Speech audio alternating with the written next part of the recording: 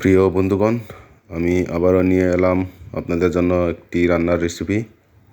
আজকে রান্নার রেসিপি হলো আলু, দেশি আলু, শিম এবং মাছ দিয়ে টমেটো রান্না করব। এখানে 3 রকমের সবজি আছে: টমেটো, আলু, শিম। তো আপনারা দেখুন, আপনাদের জন্য এই রেসিপিটা দেওয়া হলো। রান্নার রেসিপি আমি এই আইডিতে সবসময় রান্নার রেসিপি দিয়ে থাকবো একটা করে।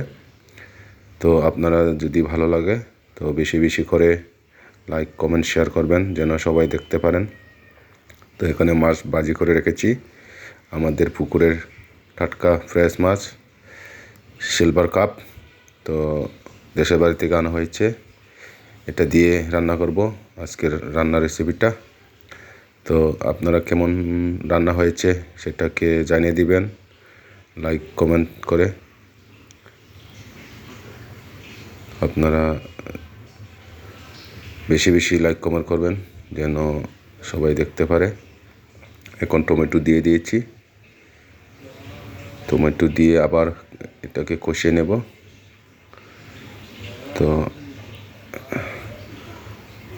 রেগুলার আমি একটা করে এখন রান্নার রেসিপি ছাড়বো, আপনারা পাবেন রান্নার রেসিপি একটা করে দৈনিক পাবেন।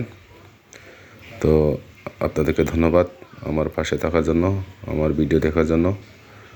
আপনারা সব সময় দেখবেন, পাশে থাকবেন, বেশি বেশি লাইক, কমেন্ট, শেয়ার করবেন যেন সবাই দেখতে পারে।